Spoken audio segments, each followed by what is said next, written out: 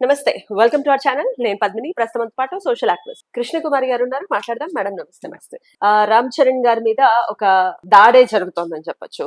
ఆయన ఆల్రెడీ అయ్యప్ప మాల ధారణలోనే ఉన్నారు. కానీ ఇప్పుడు ఆయన ఒక దర్గాకి వెళ్ళటం, అక్కడ దర్గాకి వెళ్ళి అక్కడ సందర్శించడం కానీ మొక్కటం కానీ చేయటం అనేది డెఫినెట్ గా అటు అయ్యప్ప స్వామి భక్తుల్ని, హైందవుల్ని మనోభావాల మీద అది ఖచ్చితంగా తీవ్రమైన ప్రభావం చూపిస్తోంది అంటూ చాలా మంది దాని గురించి స్పందించడం జరుగుతుంది. ఎట్లా చూడొచ్చు ఈ అంశాన్ని? నేను ఎందుకో దీన్ని అంత నెగిటివ్గా చూడాలని అనుకోవట్లేదండి. ఎందుకంటే భక్తి చాలా వ్యక్తిగతమైంది. భక్తి ఎప్పుడు సామూహికమైంది కాదు. భక్తి వ్యక్తిగతమని ఎందుకంటున్నానంటే, భక్తి అనేది దేవుడి ముందు నమ్మేవాళ్ళు, నమ్మని వాళ్ళ సంగతి కాదు, నమ్మేవాళ్ళు దేవుడి ముందు ఒక ప్రశాంతత కోసం, ఒక తప్పొప్పులుంటే చెప్పుకోవటం, దేవుడికి కన్ఫెస్ చేసుకోవటం, ప్రాయశ్చిత్తం, ఏవో రకరకాలు ఉంటాయి. వాళ్ళ పాటలు వాళ్ళకు ఉంటాయి. దేవుడి ముందు నాకు అన్నీ ఇచ్చావు దేవుడా, మనశ్శాంతి అయితే లేదు దేవుడా, లేకపోతే నాకు మనశ్శాంతి ఉంది కానీ మిగతా అన్నీ లేవు దేవుడా, నాకు అన్నీ కొంచెం సమపాళ్ళల్లో, నాకు మంచి జీవితం ఇచ్చావు, నాకులాగా నా పిల్లలకు కూడా మంచి జీవితం దేవుడా, ఇలా ఏదో ఎవరి గోల వాళ్ళకు ఉంటుంది. ఈ ఎవరి గోల వాళ్ళ గోలని దేవుడితో పంచుకునేదాన్ని, దేవుడి ముందు ప్రశాంతంగా ఉండేదాన్ని వ్యాపారం చేసేసారు. ఎప్పుడైతే భక్తి సామూహికం అవుతుందో వ్యాపారం అవుతుంది. అది మీరు ఎక్కడన్నా చూడండి. తిరుపతి గుడి ఉంది. తిరుపతి గుడి లెక్కకు మిక్కిలి భక్తులు వస్తున్నారు. కేవలం తిరుపతిని దర్శించుకోవటానికి విదేశాల నుంచి వచ్చేవాళ్ళు కూడా ఉన్నారు. అలాంటప్పుడు ఏం చేస్తారు?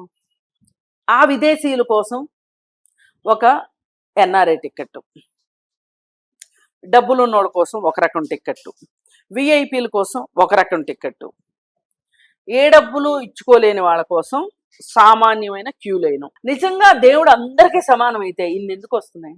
దేవుడు పెట్టింది కాదుగా, మనుషులు మనం పెట్టుకున్నదే. నేను ఎగ్జాక్ట్లీ నేను అక్కడికే వస్తున్నా. మనం పెట్టుకునే కదా ఇవన్నీ. ఇప్పుడు ఈ మాట్లాడే రామ్ చరణ్ గురించి మాట్లాడే విషయం కూడా ఇవన్నీ కూడా మనం పెట్టుకున్నవే. ఇప్పుడు ఆయన అయ్యప్ప మాల వేసుకొని ఉన్నారు. ఆయన సంవత్సరానికి ఒకసారి వేసుకుంటారు. వేసుకున్నప్పుడు ఆ దుస్తులు అవి వేసుకుంటారు, పూజా కార్యక్రమాలు చేసుకుంటారు. చిరంజీవి గారు కూడా వేసుకుంటారు. సినిమా వాళ్ళు చాలా మంది వేసుకుంటారు. దీనిలో 3 రోజులు దీక్ష తీసుకునే వాళ్ళు ఉన్నారు, 7 రోజులు దీక్ష తీసుకునే వాళ్ళు, 11 రోజులు దీక్ష తీసుకునే వాళ్ళు, అలాగే ఇంకొంతమంది 21 రోజులు 41 రోజులు తీసుకుంటారు. తీసుకొని చాలా భక్తి శ్రద్ధలతోటి కొంతమంది ఇరుముడి కట్టుకొని ఆ కొండలు ఎక్కడం అంటే అదే మామూలు విషయం కాదు. ఏదో ఒక భక్తి పార్వస్యంతో చేస్తారు తప్పితే మామూలు ఇప్పుడు కాళ్ళకి చెప్పులు లేకోకుండా ఆ విధంగా చెయ్యడం అనేది, ఆ బరువు మోసుకుంటూ తిరగడం అనేది అది మామూలు విషయం కాదు. నేను నిజమైన భక్తుల చిత్తశుద్ధిని నేను ఏ రోజు తప్పుపట్టను. ఎందుకంటే వాళ్ళ మనశ్శాంతి కోసం, వాళ్ళ ఇష్టం అది. దాన్ని ఎప్పుడు కించపరచకూడదు. సామాన్య భక్తుల గురించి కించపరచకూడదు. ఈ సామాన్య భక్తుల్ని దేవుణ్ణి బేస్ చేసుకుని వ్యాపారం చేసే వాళ్ళ గురించి మనం ఎంతైనా మాట్లాడొచ్చు, ఏమైనా మాట్లాడొచ్చు. అయితే అలా చేసే వాళ్ళకంటే కూడా షార్ట్ టర్మ్ భక్తులు కూడా ఉంటారు కొంతమంది. వాళ్ళు విమానాల్లో వెళ్తా ఉంటారు. ఇప్పుడు చాలా మంది బస్సులు వేసుకుని వెళ్తారు, టాటా సుమోలు వేసుకుని వెళ్తా ఉంటారు, ట్రైన్లో వెళ్తారు, రకరకాలుగా వెళ్తారు. ఈ 11 రోజుల దీక్షలు ఇవి చేసేవాళ్ళు ఫ్లైట్లో వెళ్తుంటారు. ఇంకొంచెం సౌకర్యవంతంగా, డబ్బులు ఉన్నాయి కాబట్టి సౌకర్యవంతంగా వెళ్తారు. అది వాళ్ళ ఇష్టం. ఇప్పుడు ఈ 41 రోజులు భక్తులు ఎవరైతే ఉన్నారో, ఈ నడుచుకుంటూ ఆ కొండలన్నీ ఎక్కుకుంటూ వెళ్ళిన వాళ్ళు ఈ విమానంలో వచ్చిన వాళ్ళని ఎగతాళి చేస్తారా? చేయరు కదా, చేయకూడదు కూడా నన్ను అడిగితే. ఎందుకంటే వాళ్ళ విధానం వాళ్ళది, భక్తికి సంబంధించి. వీళ్ళ విధానం ఇది, ఏమి ఎగతాళి చేయకూడదు. అట్లాగే రామ్ చరణ్ కూడా ఆయన దీక్ష తీసుకున్న సందర్భంలో అలా వెళ్తున్న ఇదిలో ఆయనకి ఆ దర్గా మీద, నెల్లూరు దర్గా మీద, పెద్ద దర్గా మీద నమ్మకం ఉంది. ఆ దర్గాలోకి అంతకుముందు కూడా మగధీర సినిమా అప్పుడు కూడా ఆయన అక్కడికి వెళ్ళి మొక్కుకున్నాడు. మొక్కుకున్న తర్వాత ఆ సినిమా సూపర్ డూపర్ హిట్ అయింది. మళ్ళీ ఇప్పుడు కూడా ఏదో ఒక సినిమా చేయబోతున్నాడు, గేమ్ చేంజరు. ఈ ఏఆర్ రెహమాన్ దానికి మ్యూజిక్ ఇస్తున్నాడు కావచ్చు, వాళ్ళిద్దరూ కలిసి వెళ్ళారు. ఏఆర్ రెహమాన్ బాగా నమ్ముతాడు ఆ దర్గాని, Yeah. అందుకని చెప్పి ఆయనతో పాటు వీళ్ళిద్దరూ వెళ్ళారు. దానికి ఇప్పుడు మాటలు ఏంటి అంటే, అసలు అలా ఎలా చేస్తావు, దీక్షలో ఉండగా నువ్వు ఒకేసారి 2 రకాల ఇది ఎలా చేస్తావు, ఓ పక్కన హిందూ దీక్షలో ఉండి నువ్వు కడప దర్గాకి ఎట్లా వెళ్తావు, అది కడప నెల్లూరు ఏదో దర్గాకి ఎలా వెళ్తావు, ఇది ప్రశ్న ఇప్పుడు.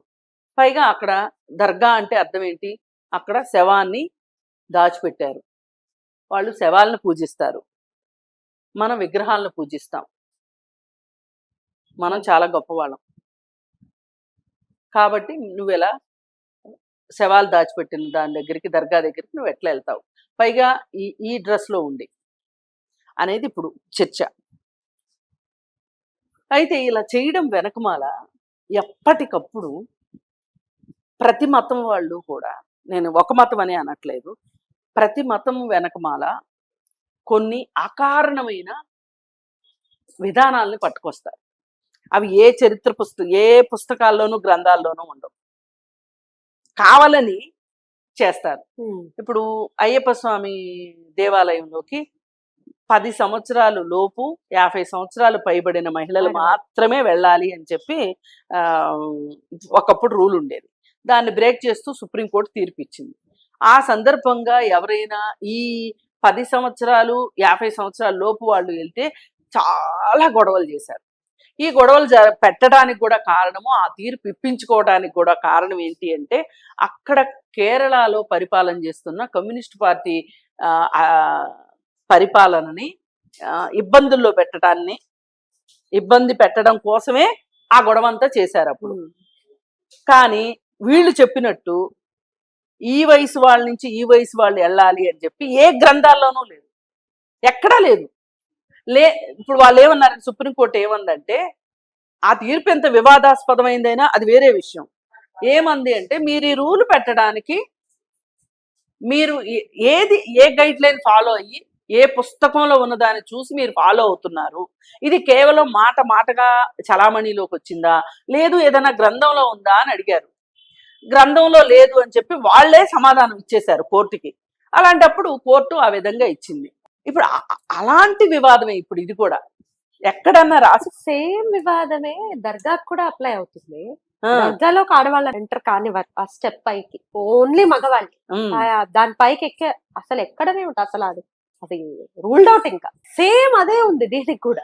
అదే విషయంలో సుప్రీంకోర్టు జోక్యం చేసుకోలేదు. దేని విషయంలో? దర్గా విషయంలో. ఎందుకని ఆడవాళ్ళు ఎక్కకూడదు, ఆడవాళ్ళు కూడా ఎక్కుతారు. అక్కడ ఎలా ఉంటాయి అంటే, మగవాళ్ళు ఒకవైపు ప్రార్థన చేసుకోవచ్చు దర్గాలోకి, మసీద్ వైపుకి, మసీద్ దగ్గరికి ఆడవాళ్ళకి నో ఎంట్రీ. అట్లా కాదు. ఇప్పుడు మీరు అదే గమనించాల్సింది. అక్కడ ఏమవుతుందంటే ద్వారాలు వేరేగా ఉంటాయి, పెళ్లిళ్ళు కూడా అలాగే ఉంటాయి వాళ్ళకి. మీరు గమనించే ఉంటారు, పెళ్లిళ్ళు ఎలా ఉంటాయి, అసలు అసలు ఫోటోషూట్స్ కూడా ఉండవు వాళ్ళకి. అది వాళ్ళ కల్చర్. దర్గాని ఆడవాళ్ళు ముట్టుకోవడానికి లేదు. నేను కూడా దర్గాకి వెళ్ళిన అనుభవం ఉంది కాబట్టి చెప్తున్నా. స్టెప్ ఒకటి ఉంటుంది కదా, స్టెప్ దాటి వెళ్ళడానికి, ఆ దర్గాని ముట్టుకోవడానికి లేదు. వాళ్ళు చాలా దూరంగా ఉండి ఒక ఎలా చెప్తారు, ఒక విండో లాగా ఉంటుంది, ఆ విండో దండం పెట్టుకుంటూ ఉంటారు అంతే.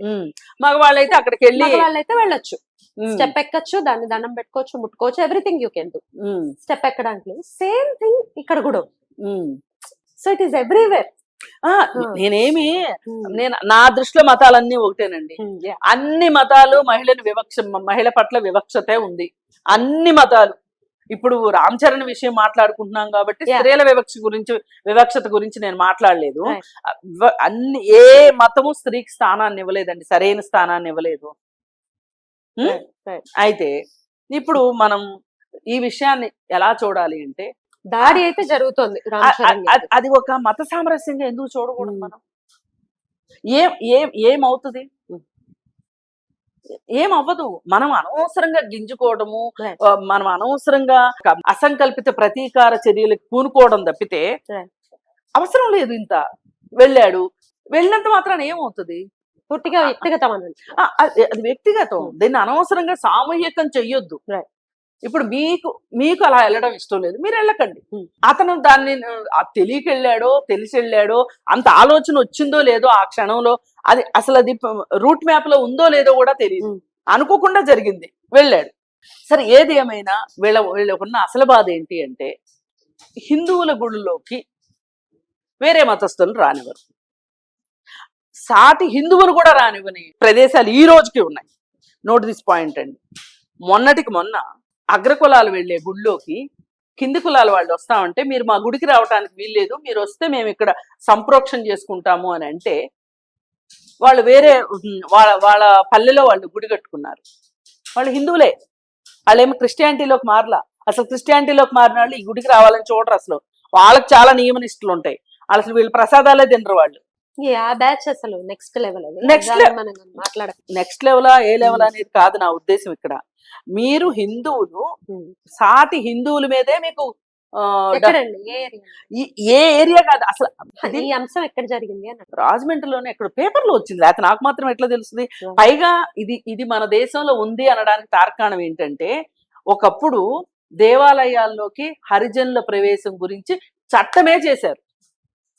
హరిజనులు హిందువులు కాకుండా పోలే, హిందువులే వాళ్ళు. కాకపోతే వాళ్ళు వీళ్ళ దృష్టిలో తక్కువ కులాల వాళ్ళు, శూద్ర కులానికి చెందిన వాళ్ళు. మరి మనమే మన హిందువుల్ని క్రైస్తవ మతానికి దగ్గర చేసాం నన్ను అడిగితే. అసలు వీళ్ళు గుళ్ళల్లోకి రానిస్తే వీళ్ళు గనక మనం అందరం ఒకటే హిందువులమే అనుకుంటే గనక అసలు క్రిస్టియానిటీ ఇంత డెవలపే అయ్యేది కాదు. ఇప్పుడు మళ్ళీ మనం ఏంటి ఎదురుదాడి చేస్తాం వాళ్ళ మీద. అందుకే కేరళలో ఒక ఉద్యమం వచ్చింది తెలుసా అండి? అసలు మిమ్మల్ని గుళ్ళోకి రానివ్వలేదా, మీ పల్లెలో మీరే గుడి కట్టుకోండి. అలా ఒక ఆయన పిలిపించి కేరళలో దాదాపు 2000 గుళ్ళు ఉన్నాయి, ఇట్లాంటి గుళ్ళు. మీరు కావాలంటే మా గుడికి రావచ్చు అని చెప్తారు వాళ్ళు. పైగా అంటే ఇలా ఎందుకు సపరేట్ గుళ్ళు వచ్చినాయి చెప్పండి? ఇవాళ భక్తి ఎంత వేలం వెళ్ళి అయిపోతే మేము మతాన్ని రక్షించుకుంటున్నాం అనే పేరుతోటి విభజనలు ఎక్కువైపోతున్నాయి. ఇప్పుడు సందుకు ఒక గుడి, ప్రతి కాలనీకి 1-2 గుళ్ళు. బడి సరిగా ఉండదు కానీ గుడి మాత్రం ఉంటది. అందుకే నేనేమంటున్నా అంటే అసలు మీరు ఇలా అనుకోకుండా జరిగిన ఘటనలు పట్టుకుని వేలాడి తోకలు పట్టుకుని వేలాడే కన్నా మన హిందూ మతాన్ని మనం రక్షించుకోవాలి అంటే మనం ఏం చేస్తే మన హిందువులందరూ ఐక్యంగా ఉంటారు అనేది చూడండి తప్పితే